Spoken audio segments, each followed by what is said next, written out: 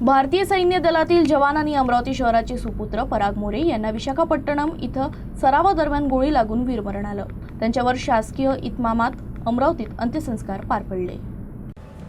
शहीद पराग मोरे वयाच्या 18व्या वर्षी भारतीय सैन्य दलात दाखल झाले होते। सध्या विशाखापट्टणम इथं भारतीय सैन्य दलाच्या ते तुकडीत कार्यरत होते।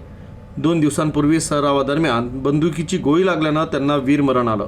त्यांचं पार्थिव त्यांच्या घरी आणण्यात आलं।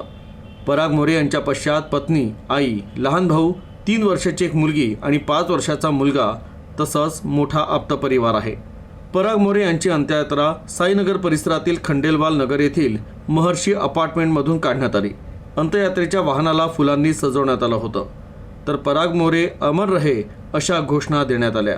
स्थानिक हिंदू स्मशानभूमी इथं परिसरातील नागरिक, नातेवाईक, भारतीय सैन्य दलातील अधिकारी, शहर पोलीस दलातील अधिकारी यांच्या उपस्थितीत त्यांना मानवंदना देण्यात आली।